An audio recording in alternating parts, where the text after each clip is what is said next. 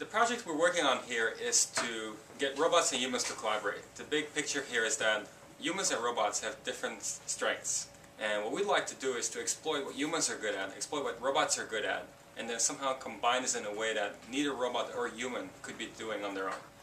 For example, in surgery, if a surgeon is manipulating some tissue, suturing something, a third hand could be really helpful, and a robot could come in and be really precise and give some assistance. Some of the things that have proven really hard in robotics is to teach robots to do things in new environments. So if you just try to program a robot for a new task, it can easily take a few days to get a robot to reliably perform a new task. Rather than program the robot for a new task, maybe program the robot with the capability to learn. Once we program the robot with the capability to learn, then it'll become easier to equip it with new tasks. Because now maybe we can have it learn from demonstrations, and we just demonstrate a new task to the robot, and then it learns from that. So the whole idea of laparoscopic surgery goes back about 30 years now. Now the way it was always done was with these essentially mechanical sticks, and you would hold these devices and then look at a camera over here.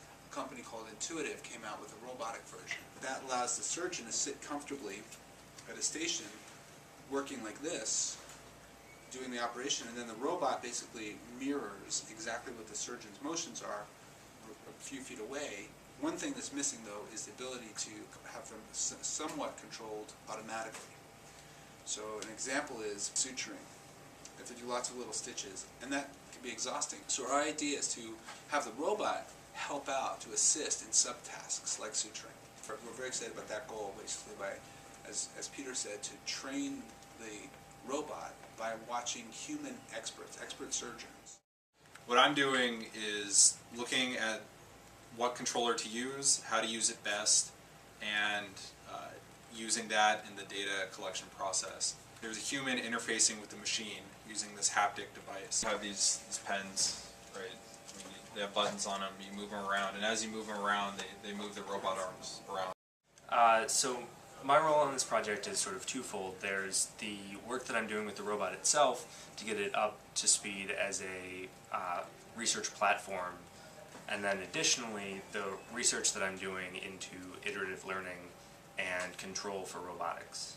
In the vein of the learning from demonstrations that the other people are doing, one of the things that we're looking at is that there's uncertainty involved in operating the robot, including it's a cable-driven robot, which means that the cables can stretch, and we may not, where we think the robot is, may not actually be where the robot actually is. So we look at strategies that we can use to both mitigate that uncertainty and then also plan for ways to operate the robot that are more robust.